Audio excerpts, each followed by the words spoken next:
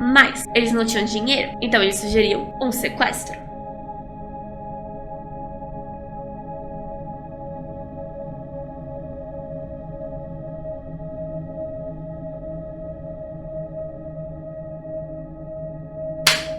Bom dia, pessoal! Meu nome é Nathalie e bem-vindos a mais um vídeo de Caso Criminal. No vídeo de hoje a gente vai falar sobre a Barbara Meckle. Deixe seu like, deixe seu comentário e se inscreve no canal. Como sempre, antes de começar eu tenho que avisar quais são os gatilhos do vídeo de hoje. A gente vai falar de uma coisa bem intensa, uma coisa que é o maior medo de várias pessoas, então eu preciso informar que a gente vai falar sobre ser enterrado vivo, ok? A gente também vai mencionar armas de fogo, sequestro, isolamento, várias coisas bem pesadas, mas principalmente o sequestro e o fato dela ter sido enterrada viva. Vamos começar então. Barbara Meckle. Ela era estudante de medicina na Universidade de Emory em Atlanta, na Geórgia, no ano de 1968. Ela tinha 20 anos de idade e era a filha mais nova da família Meckle. Seus pais eram donos de uma empresa de investimentos em propriedades e vendas de imóveis na Flórida. Eles eram multimilionários. Sim. Barbara entrou para a Universidade Emory e foi viver longe da família porque ela queria realmente se distanciar um pouquinho desse mundo de privilégio. Ela queria viver um pouco no mundo real. Ela reconhecia muito bem o privilégio da sua família. E todos os seus colegas disseram, depois que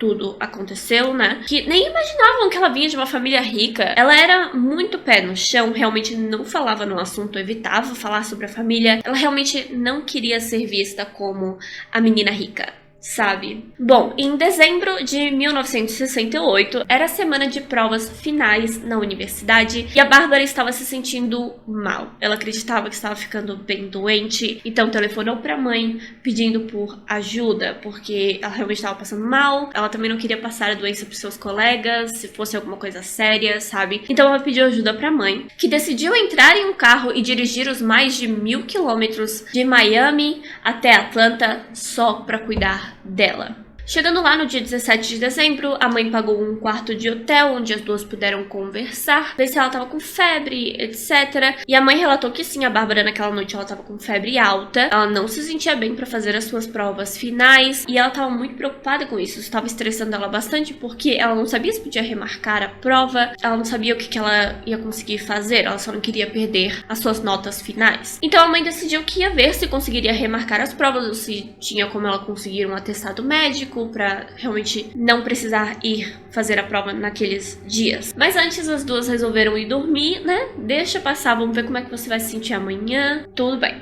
Então elas dormiram no hotel.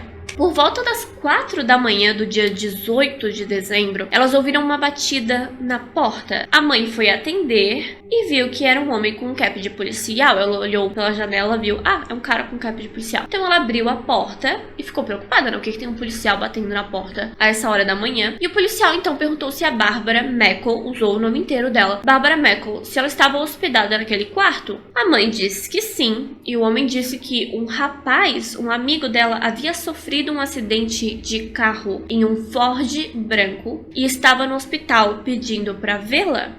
A mãe logo ligou um nome ao veículo, perguntou para Bárbara se o Ford branco não era o carro do seu amigo Stuart. E a filha disse que sim, que aquele era o carro do Stuart. Enquanto as duas tinham essa conversa, perguntando assim, filha, você lembra de um amigo seu que tem um Ford branco? Enquanto as duas conversavam sobre isso, o policial entrou no quarto de hotel junto com uma pessoa vestindo uma máscara de esqui e os dois fecharam a porta. Pois é, esse cara não era um policial. Eles trancaram o quarto do hotel, amarraram a mãe com cordas e apontaram uma arma para Bárbara, exigindo que ela se levantasse e fosse com eles. A mãe ficou em choque por alguns minutos enquanto via a filha ser levada do hotel e tentava se soltar das cordas, né? Ela estava amarrada com as mãos nas costas, então ela estava tentando se soltar. Ela conseguiu se soltar, pegou o telefone, avisou a recepção do hotel, chamou a polícia, explicou tudo o que aconteceu, falou, minha filha foi sequestrada, e depois disso ela também telefonou pro marido, que estava ainda na Flórida, né, e pra universidade, pra avisar, olha, minha filha, estudante da universidade, foi sequestrada, avisa todos os estudantes, chama todo mundo. Ela realmente, assim, avisou todo mundo possível naquele momento. Logo que a polícia chegou, um rapaz apareceu no hotel dirigindo um Ford branco. Stuart. Eu acho que vocês já deviam imaginar que era mentira, que o Stuart tinha sofrido um acidente. Isso não tinha acontecido de verdade, mas ele estava bem. Robert Meckle, o pai da Bárbara, era amigo do diretor do FBI na época. E então, como vocês devem imaginar, quando a esposa dele ligou dizendo acabei de ver a Bárbara ser sequestrada aqui no hotel, ele chamou o FBI e o FBI apareceu na cena em Atlanta, questão de menos de uma hora. O FBI estava lá, estava tomando conta do caso. Então os investigadores foram enviados até o hotel e também para a casa da família em Miami. Escutas foram colocadas nos telefones tanto do quarto de hotel quanto da casa da família e eles estavam preparados para receber uma ligação pedindo por um resgate, porque isso era o mais óbvio. A menina é filha de multimilionários, ela foi sequestrada. A maior probabilidade é que eles queiram dinheiro para devolvê-la. Conversando com os detetives do FBI, a mãe da Bárbara mencionou que achava que a pessoa que entrou vestindo uma máscara de esqui era um rapaz, um menino adolescente, porque ela descreveu que era alguém magrinho e pequeno. Comparado com um homem que estava vestido de policial, era uma pessoa pequenininha, era uma pessoa bem magrinha, então ela imaginou que fosse um rapaz novo, um rapaz jovem. Pensando nisso, os detetives olharam para o Stuart e começaram a suspeitar dele, né? Ele era um rapaz jovem e magro. E como é que os sequestradores sabiam que ele tinha um Ford branco e sabiam que ele era amigo da Bárbara e que a Bárbara ficaria preocupada com ele se eles mencionassem que ele tinha sofrido um acidente? Como é que os sequestradores sabiam quem ele era? A mãe da Bárbara logo defendeu o Stuart. Ela disse que confiava nele e sabia que ele jamais faria isso. Mesmo assim, os detetives o interrogaram ali mesmo no quarto de hotel e o acusaram de querer roubar o dinheiro da família Meckle. Mas por enquanto, não havia nenhuma evidência física contra ele, ele estava livre. Mas disseram assim, olha, você é um suspeito. Já avisaram ele que ele era suspeito. Às 10 da manhã do dia 19 de dezembro, alguém telefonou para a casa da família em Miami. Um amigo da família atendeu o telefone porque o Robert estava vendo ali advogados e FBI e tal, então um amigo da família ficou na casa esperando por essa ligação, pedindo pelo resgate. Ele atendeu o telefone e um homem com sotaque hispânico disse: olhe debaixo da árvore no canto noroeste da propriedade. Interessante. O FBI ouviu essa mensagem, né, porque tinha escutas e gravadores no telefone. O FBI ouviu essa mensagem e foi olhar debaixo da tal árvore. Eles precisaram procurar algumas árvores porque a propriedade era bem grande. Dizer que estava no canto noroeste não ajudou muito. Mas eles encontraram, enterrado debaixo de uma árvore, havia um bico de vidro, um medidor de laboratório, bico de vidro, com uma carta dentro. E essa carta era destinada a Robert Meckle. Só isso já deixou os investigadores bem impressionados com esses sequestradores, porque o sequestro aconteceu em Atlanta. Como é que os criminosos enterraram uma carta em Miami tão rápido, sabe? E como foi que eles fizeram isso sem ninguém ver, já que policiais estavam lá desde o dia anterior, a casa estava sendo observada desde o dia anterior, e eles conseguiram enterrar uma coisa do lado de uma árvore? Bom, essa carta, que estava enterrada debaixo da árvore, era uma exigência de resgate. Os sequestradores diziam que a Bárbara estava em uma área remota no estado da Geórgia, ela estava embaixo da terra e estava bem. Ela podia respirar, comer e beber durante apenas 4 dias. Então esse resgate tinha que ser feito dentro de 4 dias. Eles exigiam $500 mil, o que hoje em dia é o equivalente a 3,7 milhões de dólares pelo resgate. E é claro, toda uma série de coisas que o Robert deveria fazer para entregar esse dinheiro. Ok. Esses sequestradores pareciam ser pessoas bem inteligentes e o Robert não perdeu tempo. Ele daria qualquer coisa pela filha. Ele foi logo pro banco, pegou esses $500 mil, colocou numa mala. Ele não tava nem aí. Descobrir quem eram os criminosos, prender os criminosos, isso era trabalho do FBI. O Robert só queria ver a filha em segurança. Era tudo que ele queria. Ele literalmente não tava nem aí. Se alguém quisesse todo o dinheiro dele, se alguém quisesse a casa dele, ele daria tudo pela filha. Agora, já fazia mais de um dia que a Bárbara estava na caixa e o pai dela já estava organizando todo esse dinheiro para entregar. Então, literalmente, ele tinha que deixar uma mala cheia de dinheiro em um lugar específico, mas antes ele tinha que publicar no jornal uma foto da Bárbara com a frase: por favor, volte para casa, pagaremos todas as despesas. E esperar pela confirmação dos sequestradores. Era tipo um código, era assim que ele ia poder responder os sequestradores e dizer: o dinheiro tá na mão, me diz aonde eu tenho que ir. Nem os jornalistas da época sabiam que isso era um código. Eles achavam que só estavam espalhando as notícias sobre o caso de sequestro. Eles não sabiam que estavam ativamente participando da comunicação entre o Robert e os sequestradores. Bom, às 3h47 da manhã do terceiro dia de sequestro, um telefonema foi feito para a casa da família. O sequestrador deu a localização, que ficava mais ou menos 100 metros da casa, nem isso, bem perto da casa, na verdade, onde o Robert deveria ir imediatamente entregar o dinheiro. Ele foi sozinho, ele deixou claro pro FBI que a segurança da sua filha era o mais importante, então ele ia dar o dinheiro sem problema nenhum. E foi isso que aconteceu. Ele foi totalmente sozinho, deixou a mala no lugar e saiu de lá. Não tinha ninguém no local esperando por ele, ele só deixou o dinheiro e foi embora. As horas foram passando e aí ele tinha que esperar uma resposta dos sequestradores. E aí, de repente, os investigadores do FBI descobriram que 2 pessoas estavam sendo perseguidas, carregando uma mala cheia de dinheiro na cidade de Miami. Foi assustador, porque a polícia até agora não tinha sido notificada em Miami, porque o FBI já estava cuidando de tudo, então eles não iam nem falar pra polícia que isso estava acontecendo, mas eles ficaram bem assustados, porque se esses 2 criminosos carregando uma mala de dinheiro fossem os sequestradores, e eles fossem presos, talvez, né, ou melhor, eles provavelmente achariam que o Robert foi quem mandou prendê-los, e aí eles nunca iam dizer onde a Bárbara estava, e a prioridade era encontrar a Bárbara. Então o FBI entrou em ação, eles procuraram por essa viatura e descobriram que os 2 suspeitos fugiram, mas a mala de dinheiro estava sob custódia da polícia. Bom, depois de muito conversar com a polícia local, eles devolveram o dinheiro pro Robert e o Robert fez de tudo para conseguir se comunicar novamente com esses sequestradores, mas ele não tinha como e ele só queria a Bárbara de volta. No meio de toda essa confusão, um carro foi encontrado próximo ao local onde o dinheiro foi deixado. Parece que os sequestradores abandonaram o carro lá depois que foram pegos pela polícia, e dentro do veículo havia algumas evidências que comprovavam que esse era sim o carro dos sequestradores. Tinha uma máscara de esqui, cordas, fita adesiva, uma chave do quarto onde a Bárbara foi sequestrada com a mãe naquela noite. E obviamente isso era suficiente, né? Nenhum outro carro em Miami teria uma chave do hotel do quarto onde a Bárbara estava naquela noite, né? Outra coisa muito interessante que eles encontraram foram fotos íntimas de um homem. Sim, nudes de um cara. E eles mostraram essas fotos pra mãe da Bárbara e ela reconheceu o homem, mas não muito bem. Ela disse que era de madrugada, ela tinha acabado de acordar, eles entraram e saíram tão rápido, ela ficou tão assustada com tudo que aconteceu que não deu tempo dela olhar o rosto do homem vestido de policial. Mas ela disse que podia sim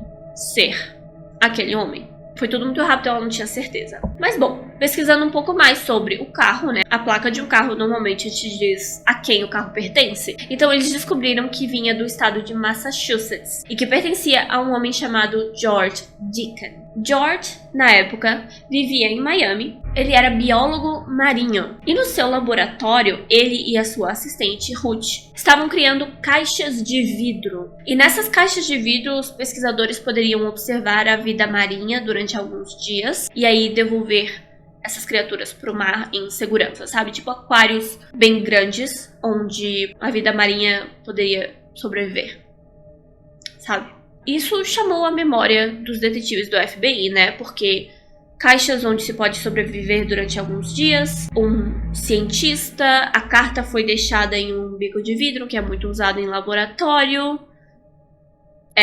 George e Ruth não apareciam para trabalhar há alguns dias, e o chefe deles estava ficando preocupado. Agora fazia quase 4 dias que a Bárbara estava enterrada e o tempo estava acabando, ela poderia morrer lá, né? Na carta dizia que eles tinham 4 dias. Então o Robert, ele estava participando de todas as entrevistas e aparições na televisão possíveis, porque ele precisava que os sequestradores compreendessem. Olha, não foi eu quem mandou a polícia, eu não queria que a polícia encontrasse vocês, foi um acidente, e pedindo para se comunicar com esses sequestradores. Finalmente, os sequestradores telefonaram novamente para casa em Miami, deram uma nova localização e o Robert foi entregar o dinheiro. Tudo certo, perfeito, confirmado, ele entregou o dinheiro.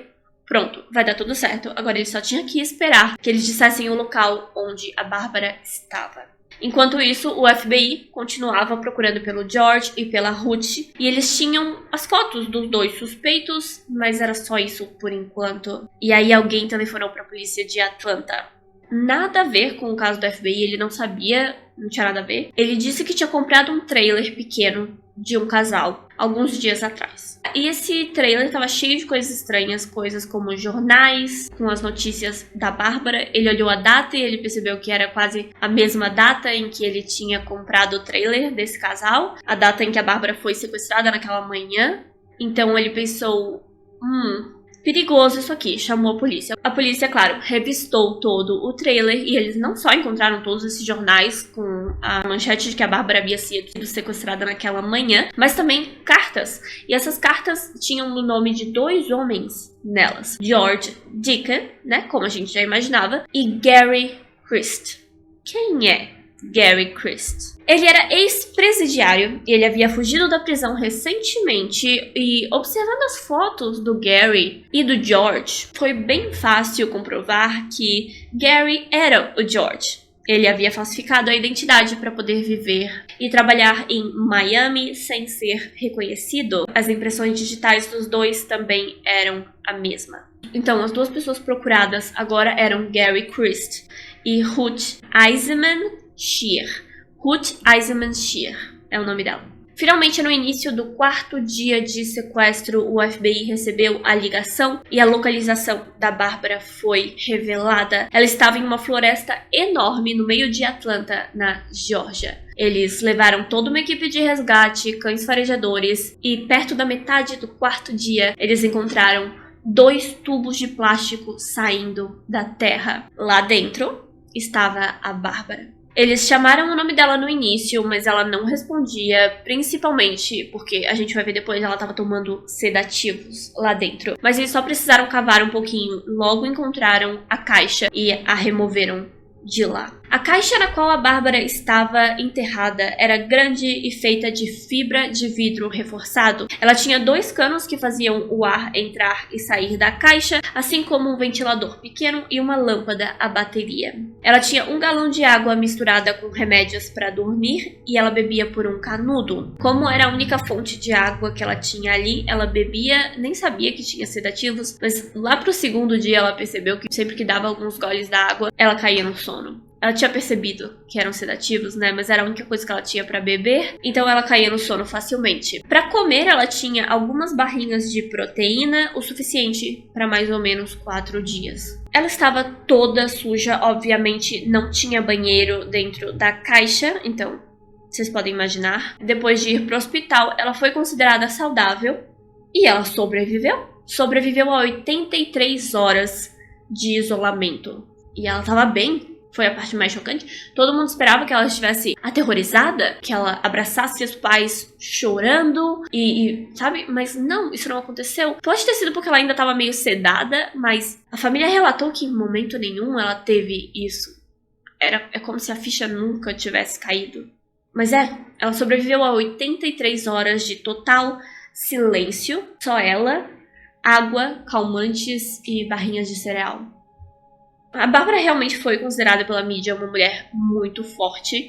Ela não parecia assustada, ela não parecia preocupada, ela só estava feliz de rever a família. E a família, claro, estava muito feliz em tê-la de volta. Quando foi entrevistada, pouquíssimas vezes ela deu entrevista sobre o assunto, a Bárbara disse que quando não estava dormindo na caixa, ela imaginava uma árvore de Natal. Porque era dezembro, e ela estava animada pro Natal, então pensar nisso deixava ela feliz, fazia ela feliz pensar no Natal. 2 dias depois do resgate da Bárbara, Gary Christ foi encontrado em um barquinho tentando atravessar um lago na Flórida. Foi assim que o FBI pôde confirmar que os 2 sequestradores, dia 18 de dezembro, eles sequestraram a Bárbara, enterraram a Bárbara. Tudo isso foi confirmado pelo Gary. Venderam o seu trailer e fugiram de carro para Miami. Tudo no mesmo dia. Outra coisa que os detetives encontraram com o Gary foi uma foto no momento em que a Bárbara foi colocada na caixa, já um pouco sedada, já um pouco tonta. Os sequestradores tiraram uma foto dela. Essa foto também seria usada no caso da família não acreditar que ela estava viva, não acreditar que poderiam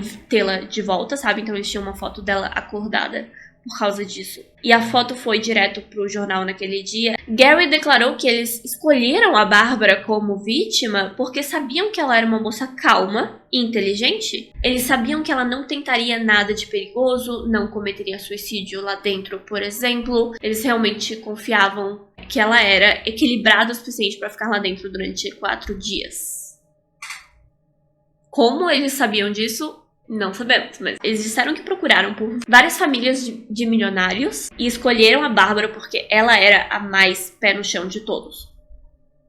Ruth Eisenman Shear se tornou a primeira mulher procurada pelo FBI e o Gary, que estava com todo o dinheiro do resgate naquele barco, ele se recusava a dizer onde ela estava. Mesmo assim, a Ruth foi encontrada em Oklahoma, em outro estado, e depois de ser interrogada por um tempo, ela confessou. Na verdade, os relatos meio que variam. Pelo que eu entendi, ou ela foi até a delegacia e confessou, ou ela foi chamada por algum motivo, alguma coisa que ela tinha feito, e aí ela confessou, mas varia, eu não sei qual é a verdade nesse caso. Enfim, ela confessou. Ruth declarou que conhecia o Gary, porque os dois se conheceram estudando animais marinhos, né, e se apaixonaram. Na época, claro, ela ainda o conhecia como George, que era o nome falso que ele usava, e os dois planejavam fugir juntos. Os dois estavam apaixonados e planejavam fugir juntos. Mas eles não tinham dinheiro, então eles sugeriam um sequestro.